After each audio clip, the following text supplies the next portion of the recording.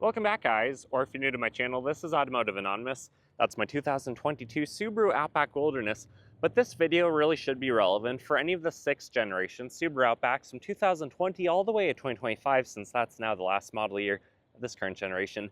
And this is just a nighttime driving review, walk around showing you all the lights, showing you some secret features that you might not already know about your Subaru or your Outback.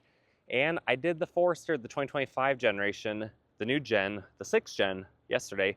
And I figured I actually wasn't planning on taking out my Outback, but I figured let's do a side-by-side comparison just to see how it compares, if most of the features are the same, if most of the lighting, the visibility, the driving experience at night is the same as the Forester, or if one, at least in my opinion, is drastically different. I always recommend you guys test drive these vehicles for yourself, drive them during the day, drive them at night, drive them on the interstate and around town.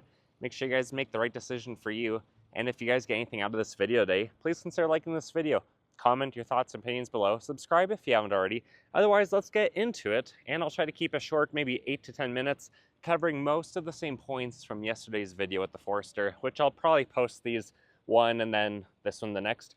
Speaking of, the next time you see this Subaru Outback, it's going to be getting a CVT fluid change. So I'll have a how-to in-depth video by a Subaru technician assisting me through the process to show you guys exactly what the Subaru dealership would do for you. But anyways, let's start with the headlights.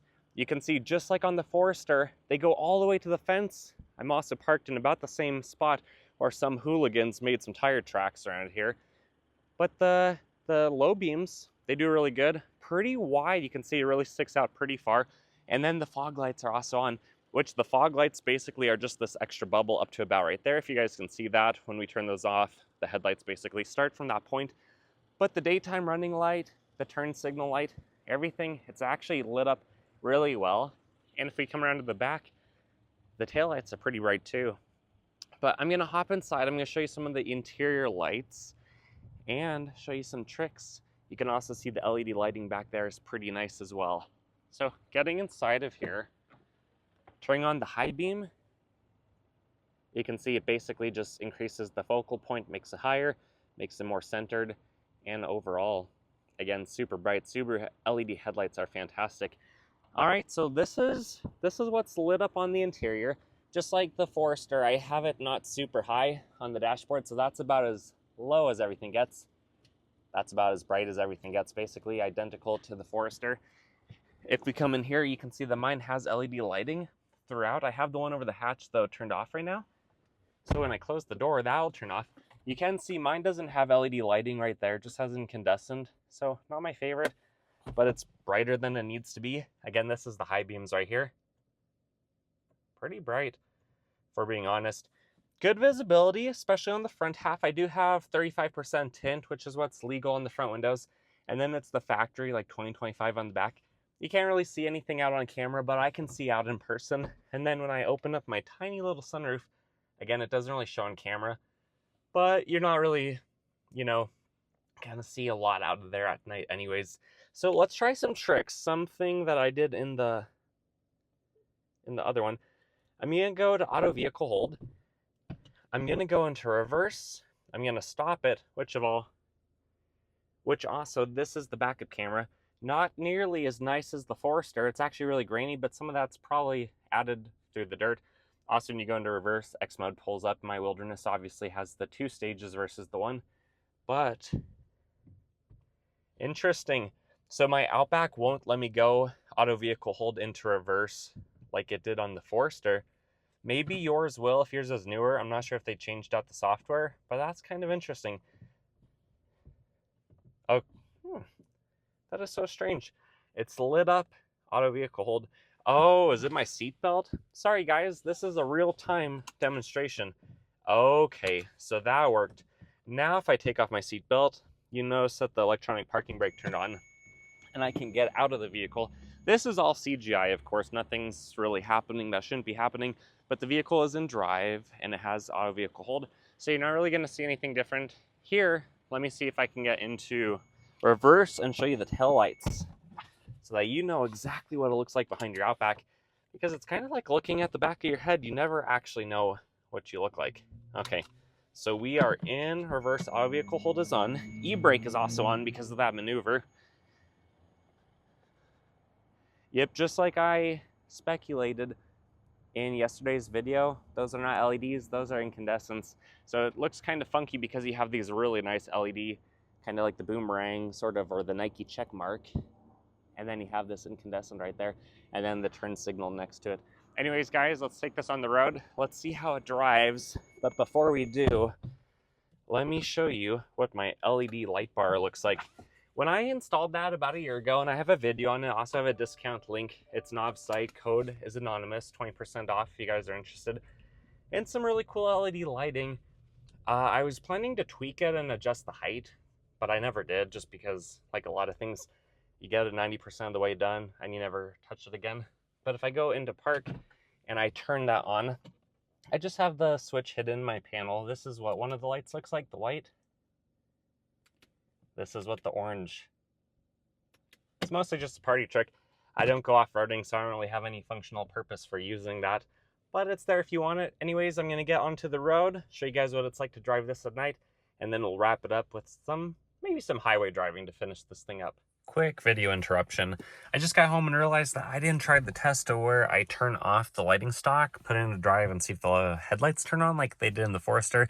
They do not. You actually can drive mostly in the dark. The thing that I can't turn off, that regardless of what I do with the stock seems to be lit up, appear to be either the daytime running lights, which is probably what it is, but they really seem to resemble the light pattern that the fog lights have. So you can't drive completely in the dark, but you can actually control the lighting stock and turn the headlights off and drive at night if you illegally want to, or if you want to do that on your property, private property, whatever, but you can't do that in the Forester. So that's kind of interesting. If you guys have 2023 and newer Outbacks, let me know in the comments if you can turn yours off and drive at night with them off like I can, or if yours have the software to turn the headlights back on regardless of what you do with the stock. Stock's basically just for show at this point.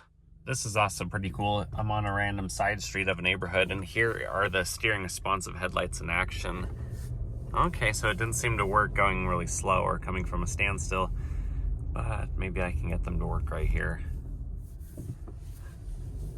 Yep, hopefully you guys are able to see that. Basically, the light pattern just shifts a little bit. It's really useful when you're getting on or off of an interstate ramp. I love it because you can see the road versus straight in front of you because you're going the direction of the road, not necessarily where your car is currently facing. Just driving through town, a lot of these vehicles currently are halogen headlights. There's some LEDs, but there's still a mixture. A lot of the older cars have halogens.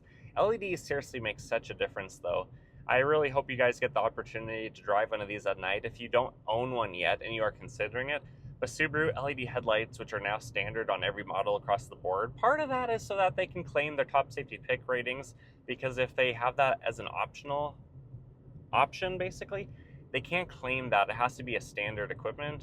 So that's also why you get a lot of the basic safety features. But just driving this forward-facing visibility is fantastic.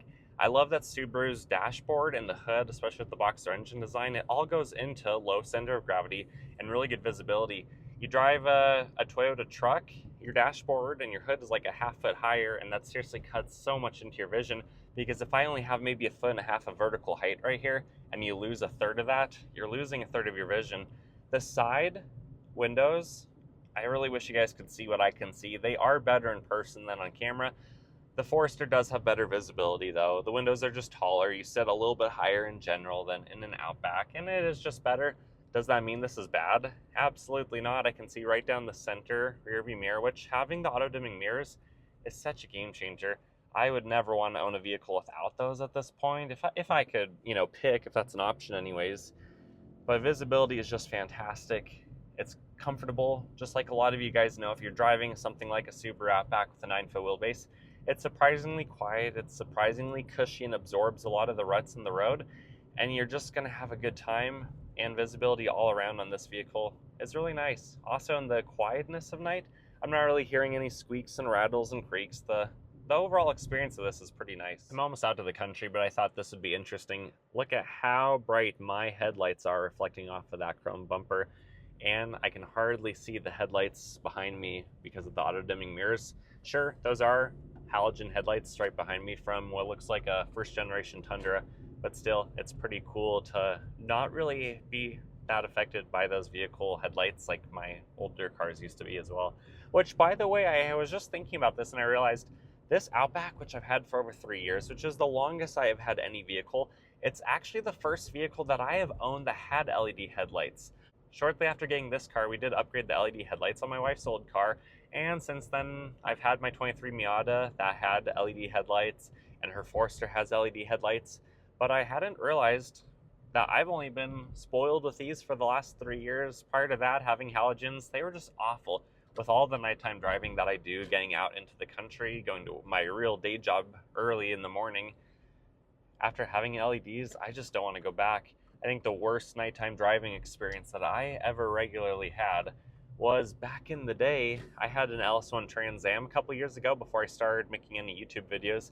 That had like glass headlight housings, had the worst halogens in the world, and I somehow could make it to work in that. But after having LEDs, I'm not saying that it's perfect. It's not brightening up the road like you are the sun. You know, you have the power of a million lumen behind you or whatever.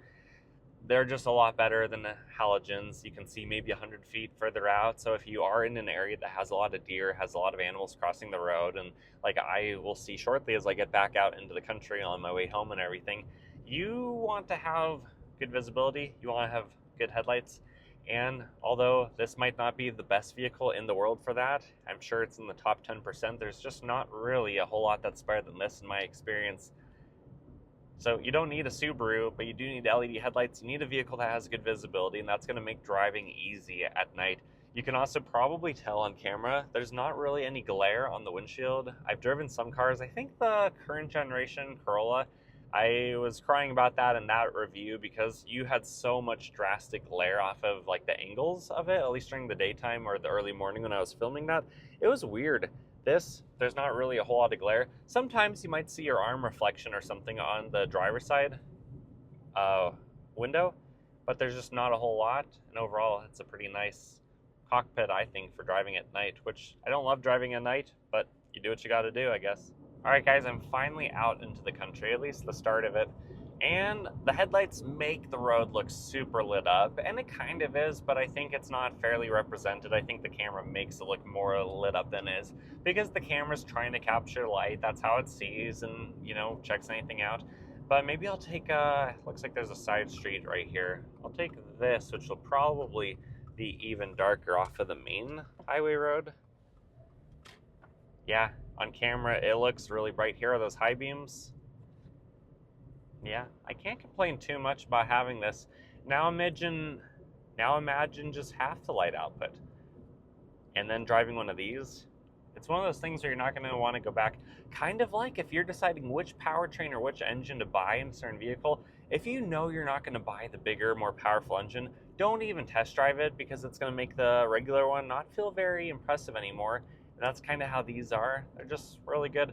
But again, visibility everywhere else, it's good enough. The tint does take away a little bit of visibility, and having the auto-dimming mirrors almost make you feel even more secluded a little bit. You can turn those off, and in fact, I will turn them off right now because I forgot to do that in my Forester video. It does take a little bit of time for the electronics to stop lighting up. But even now, when there's no vehicles behind me, I can see my camera's reflection in the rear view mirror. I can't really see anything else. Same thing on the side. It's not very accurately demonstrated. Maybe I'll bring down the window. Yeah, you guys can see a little bit better now. And you can see what the side mirrors do. So overall, still really good visibility. I like this Outback a lot. I really can't complain too much. If you guys got anything out of this video, please consider liking this video. Comment your thoughts and opinions below. Subscribe if you haven't already. If you don't like what you see and you want to see some more information on the next one, let me know and I'll be sure to go back out and include that. I wasn't actually planning on making this video originally, but I decided after doing the Forester yesterday, having a better reference point where I was thinking a little bit more about this, I figured maybe some of you guys will benefit to know how I feel about the Outback at night. Overall, it's not quite as good as the Forester, but it's so much better than anything I've owned before buying this car, and I can't praise it enough, basically. So good job, Subaru. Again, like this video, comment, subscribe, and I hope to see you on the next one. Until then, have fun. See you guys.